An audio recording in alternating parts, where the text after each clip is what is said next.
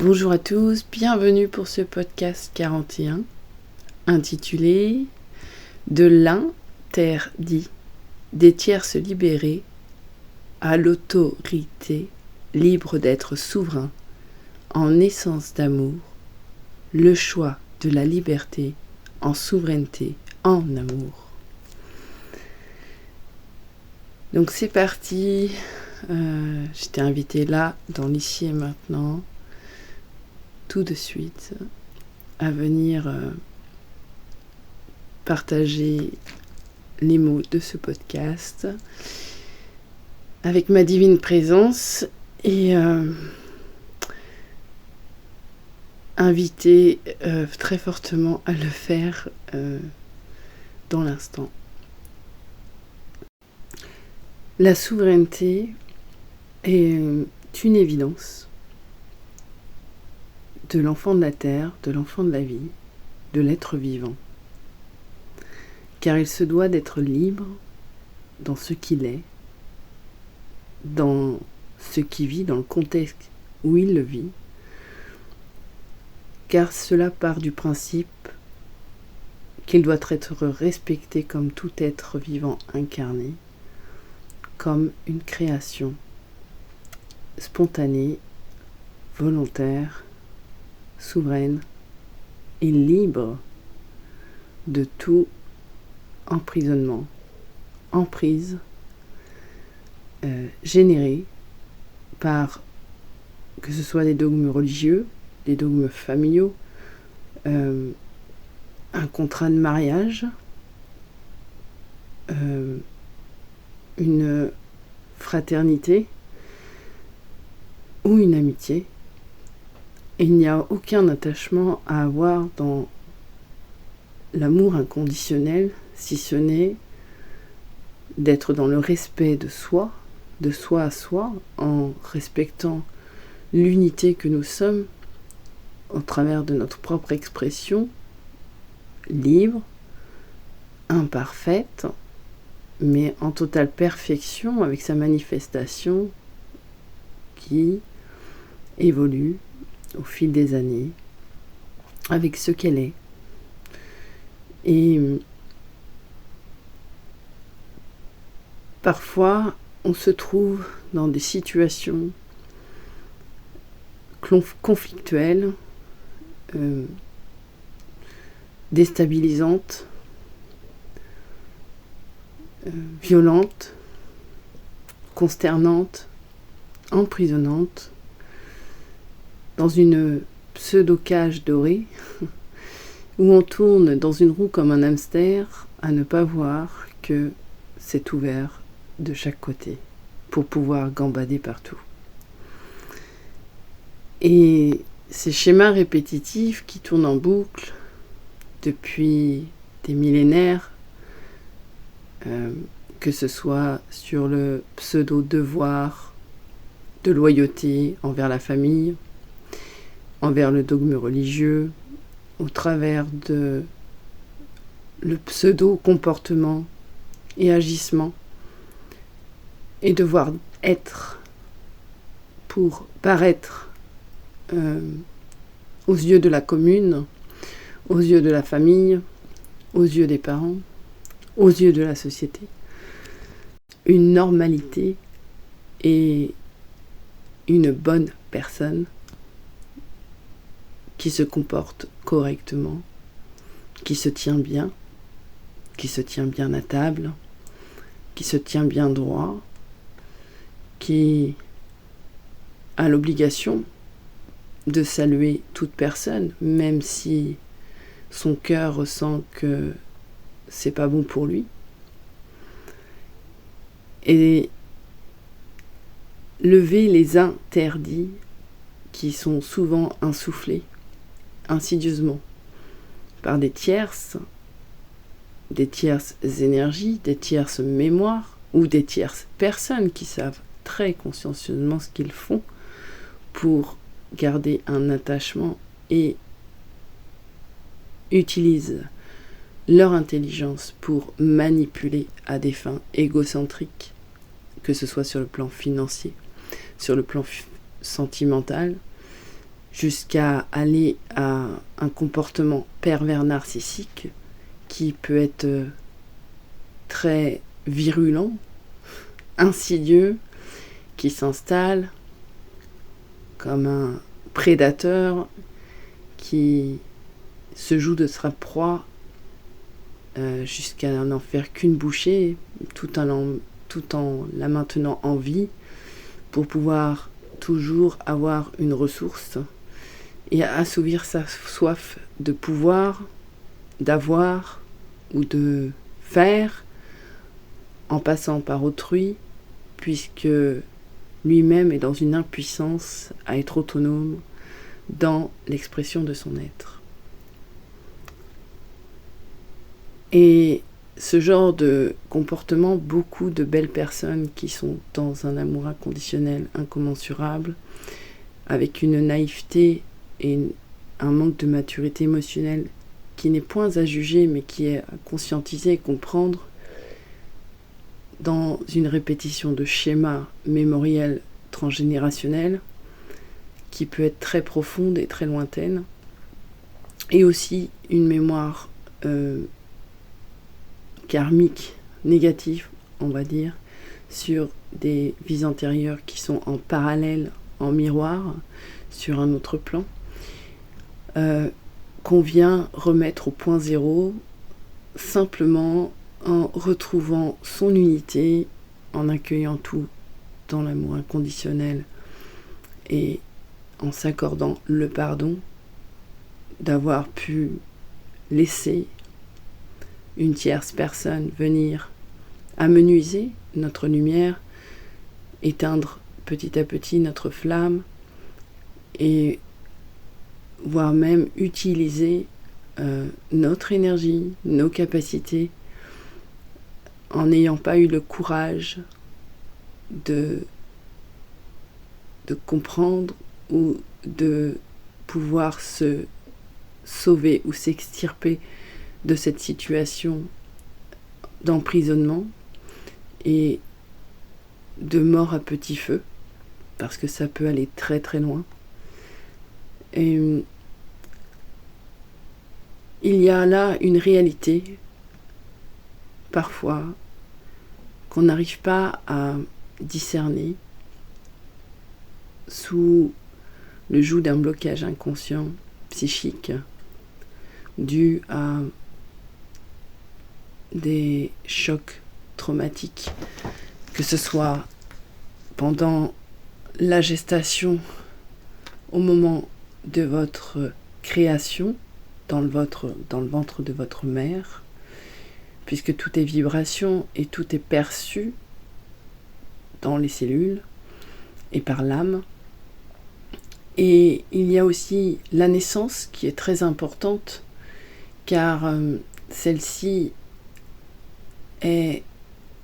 la poussée du premier cri et de la première respiration et de la mise au monde en être humain, en être vivant, incarné, avec son essence, dans une vulnérabilité, une impuissance qu'est le bébé et qui est dépendant et interdépendant de l'amour inconditionnel de ses parents, qu'il perçoit comme cela, puisque lui-même est cet amour divin incarné sur terre. Tout beau, tout neuf, avec son bagage gestationnel, certes, mais qui est sous le joug d'une dépendance alimentaire, nourricière, et pour son développement à l'adulte. Et lorsqu'il y a une expérience avec des comportements narcissiques, manipulateurs, énergivores, vampiristes, peu importe,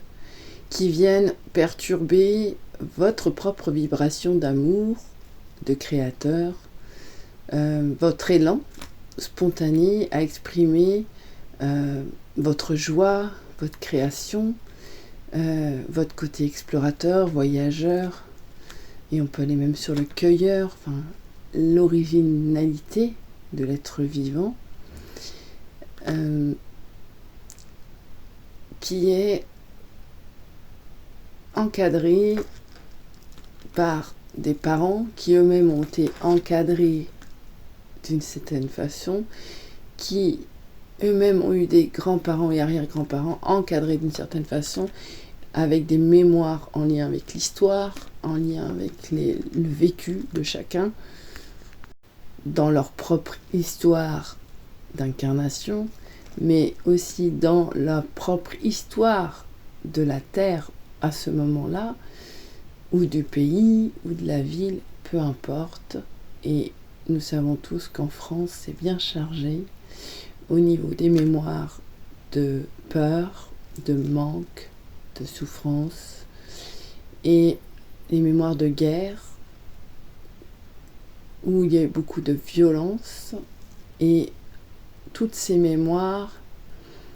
chacun de nous en porte une partie, voire pour les aînés, ils sont très bien chargés, mais ils ont pour mission aussi de libérer la lignée au travers de leur propre expression créative, en se libérant au travers de leur propre élan créateur à être qui ils sont véritablement et à se reconnaître dans leur vibration originelle de création pour justement se délester de tous ces blocages inconscients en libérant cette mémoire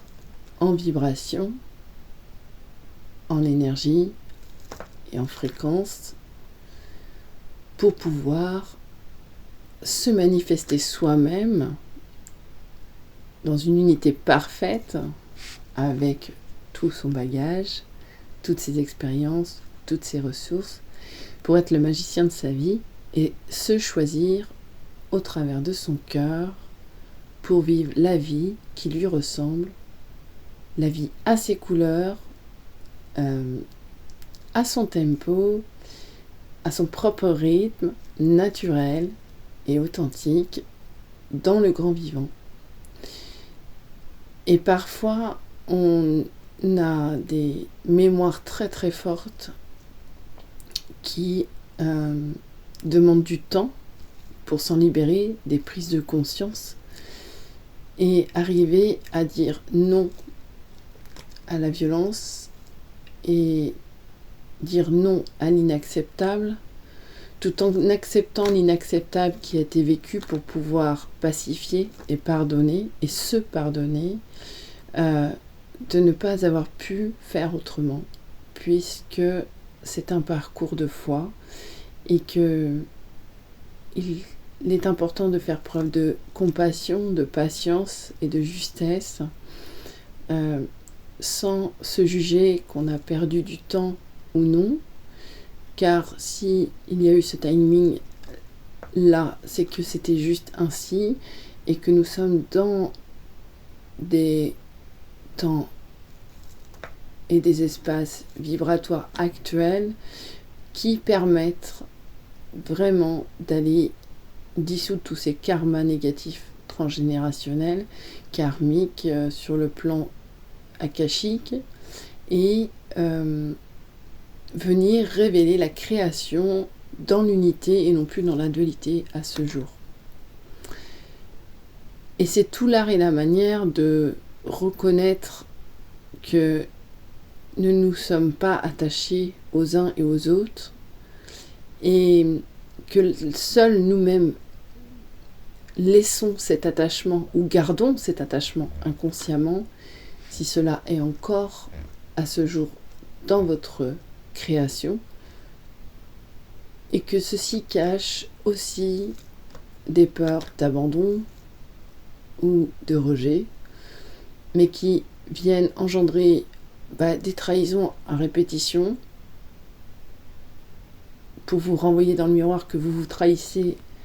à ne pas vous accepter tel que vous êtes et à vous dévoiler tel que vous êtes,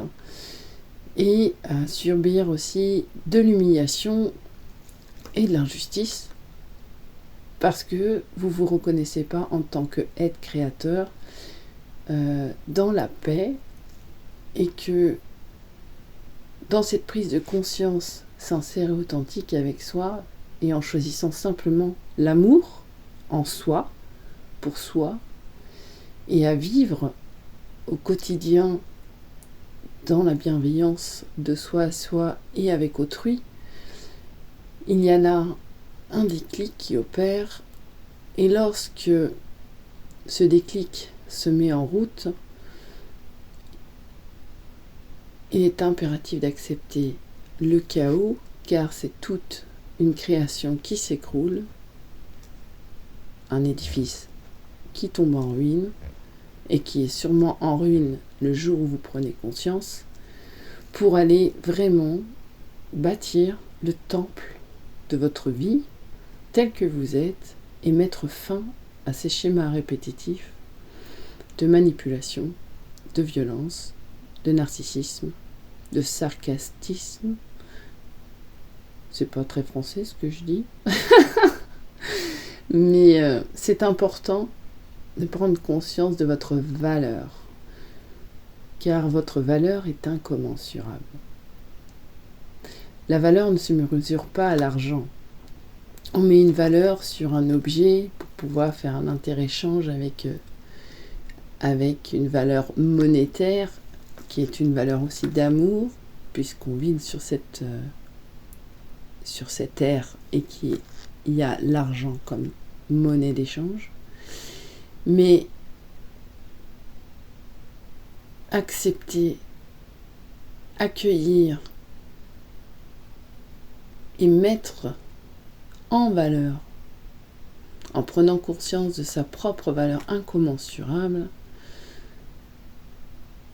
d'être d'amour, qui mérite l'abondance sous toutes ses formes, sans avoir à devoir se forcer ou à avoir une condition pour l'avoir, mais co-créer avec la matière et sa propre valeur intérieure en totale sincérité, en se respectant dans l'être d'amour, d'enfant de la vie que nous sommes, dans l'homme, dans la femme, sur un même piédestal, dans une équanimité, avec humilité et sagesse et intelligence, en utilisant toutes ces capacités que détient l'être humain. Il peut sortir de toute situation en ayant la foi incommensurable en ses propres capacités et en l'autre en demandant de l'aide lorsque celui-ci lui montre sa bienveillance et tout son amour, en l'acceptant dans sa vulnérabilité et dans son authenticité, à cœur ouvert, dans une reliance fraternelle, véritable, ou dans une alliance d'amour véritable, ou simplement dans une relation amicale, d'amour, amoureuse, ou simplement, pourquoi pas, relationnelle, spontanée, qu'on rencontre, pour pouvoir prendre la main qui nous est tendue afin de sortir de cette emprise, de cette prison dorée, ou de cette cage dans laquelle on s'est enfermé inconsciemment,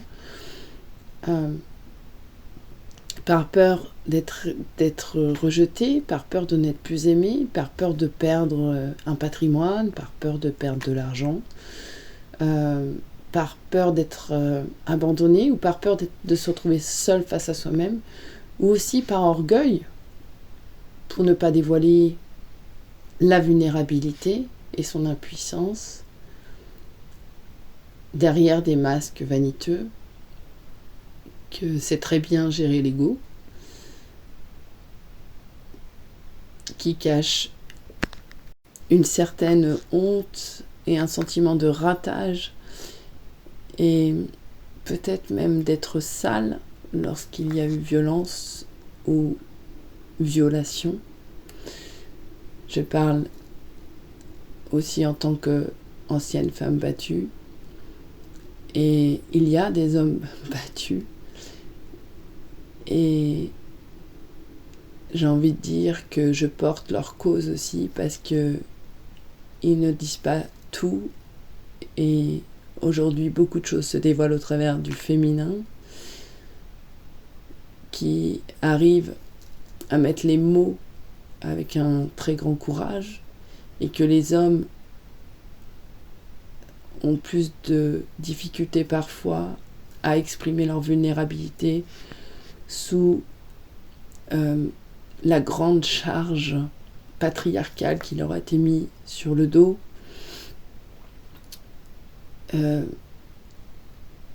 Pour subvenir aux besoins du foyer en tant que mâle, subvenir aux besoins des enfants, dans leur éducation, dans s'assurer de la bonne sécurité matérielle, financière du cadre familial et pour honorer le nom patronyme de la famille, pour renouveler la lignée et perpétuer finalement le même schéma pour certains. Et on n'est plus dans ce genre d'énergie, ce genre de comportement.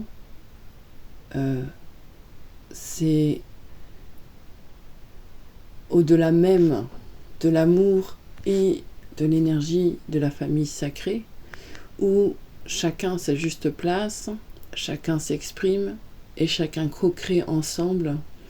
un royaume où il fait bon vivre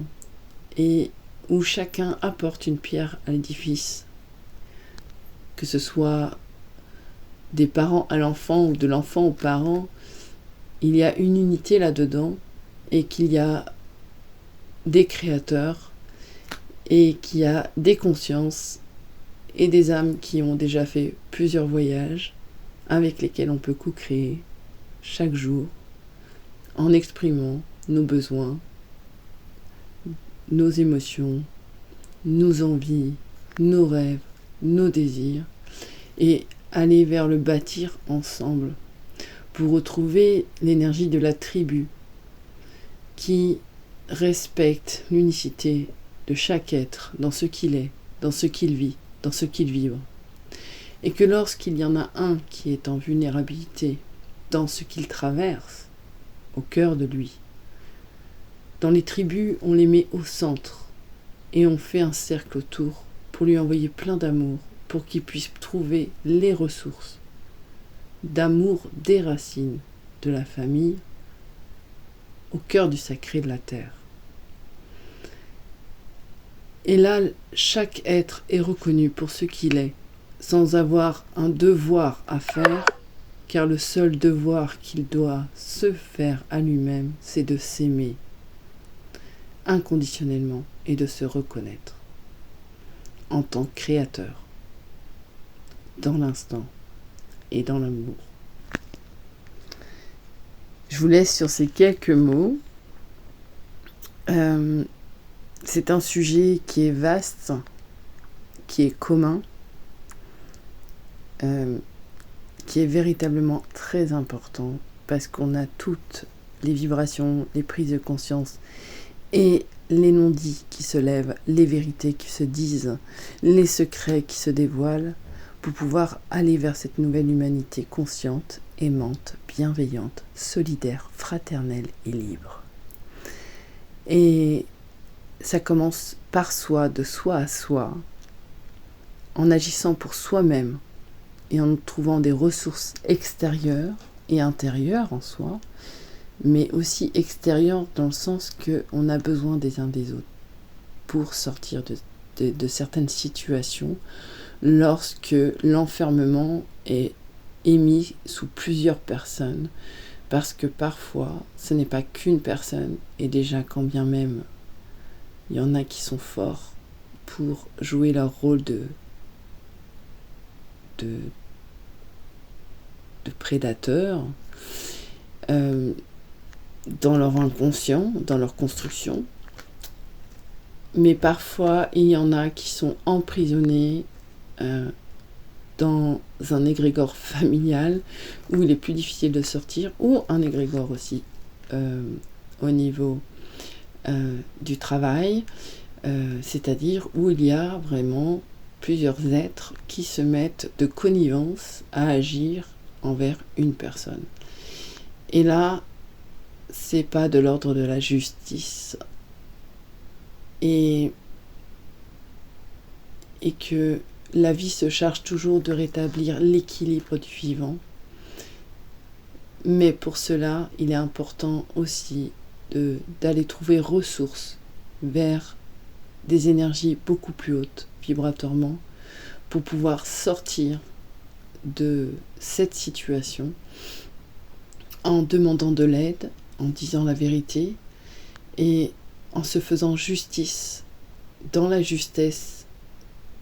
dans l'alignement avec qui l'on est.